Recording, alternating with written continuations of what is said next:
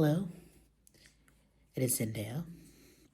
I believe Brielle is with me and close, and in some capacity River as well, so this video might be a bit blendy.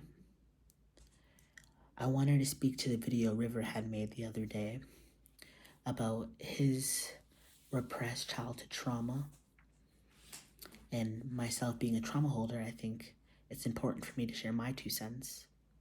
So,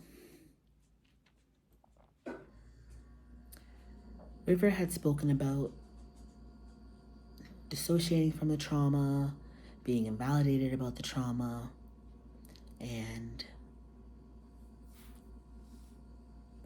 I definitely think Brielle is with me. And just what it's like to, figure out your system and go through the steps of learning about things you had no memory of before, no real belief it happened. So, being a trauma holder, some of the things that are unique to me is when I first started to consciously front,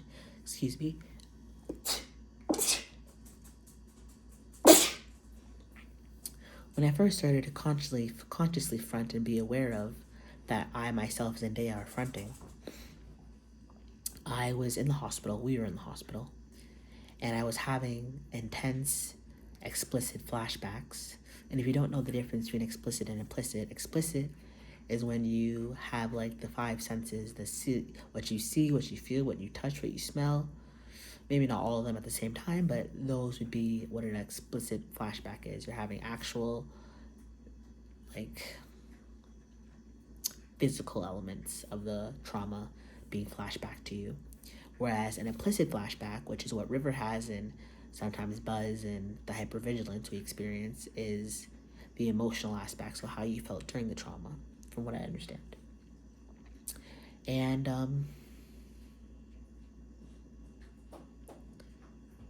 so when I first started fronting, I was having really intense, I don't even know if they're flashbacks or just memories, but I was having, let's call them flashbacks, and they were intense and they were raw and they were so, I couldn't feel anything else but rage and sadness and hurt. But as the times have gone by, I am starting to dissociate from that trauma, at least in the external world. So something that we don't quite understand is why we lose connection to the inner world when we front. Like, if I didn't know I was in a system, I would just think I was the only one because I don't have connection to what I do when I'm not in this world, and neither does anyone else. So we're not sure why that happens, but I can't explain to or speak to what I know or remember when I'm in the inner world. I don't remember that. But yeah, so when I'm out here and I try to think of that trauma or those memories, I can't anymore. They're gone. And I think they're repressed. And when I do think back to the times I could remember them, I don't have the emotional connection to those memories. And it feels like it happened so long ago when really it was only maybe 5 or 6 weeks, maybe 2 months. And I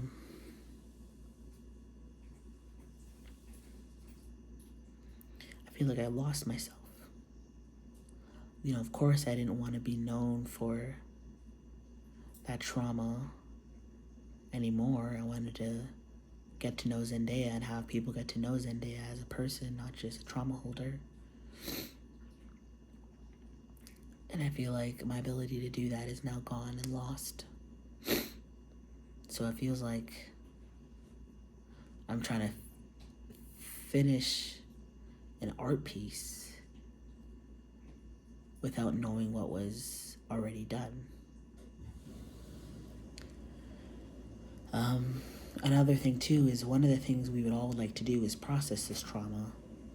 And without the memories, how are we supposed to process it? And I know that, and we're looking into, I think it's EDM, I think there's a P in there. We're looking into that.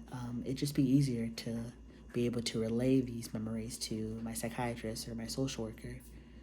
But unfortunately, I can't do that.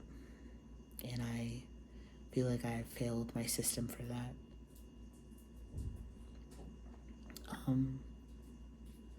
Another of the things I wanted to talk about was, how do I feel about the trauma not being processed? I think now, because I don't remember the trauma or how I felt in those moments, or remember ever telling anyone, even when I had those memories, I never remember telling anyone. I just remember the trauma happening. I suppose that's the whole point. It just feels like I'm not important. And it makes me not want to get to know these people. And I think of the adults who should have protected me and how they failed me and they continue to fail me. And I just think it makes me think it's not real. It makes me think that I'm crazy. It's like the sun just disappeared and no one's talking about it. No one's noticing it. No one's aware. That's how it feels like. It feels like I'm the only one experiencing something that is so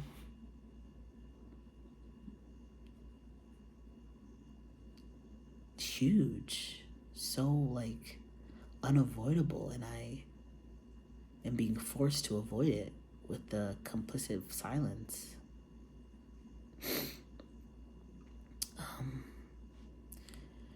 And granted, similar to River, I don't have the confidence or the assertiveness to really put it out there that this is not okay and this needs to be recognized. I need someone to validate me. And I'm not getting that, and it makes me not want to be in this world. And also, one of the hardest parts is knowing I'll never get my justice or a confession or closure. It's just going to stay this lingering feeling. This is what I meant when I said the trauma never ended. I'm still being traumatized. The emotional feelings I have about the trauma are still unresolved, are still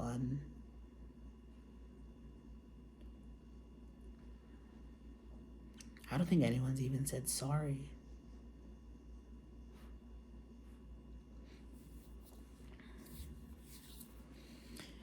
And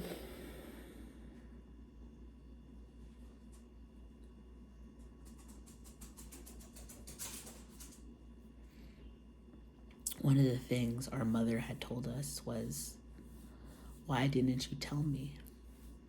And I'm sure that's a natural question any mother or parent would have when their adult child comes forth with intense childhood trauma they experience. Why didn't you say anything? But I don't think people really realize with that comes a lot of shame, comes a lot of guilt for me, for the victim, the survivor, whatever you want to call it. It makes me feel shameful.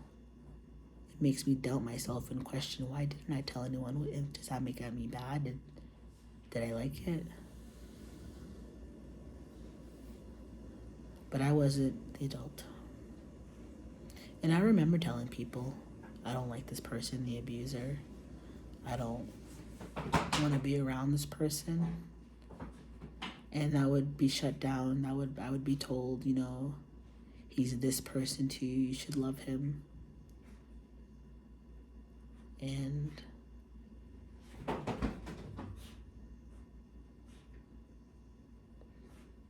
just being told to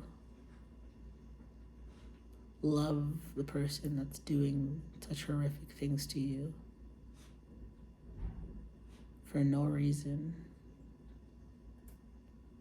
other than the formality.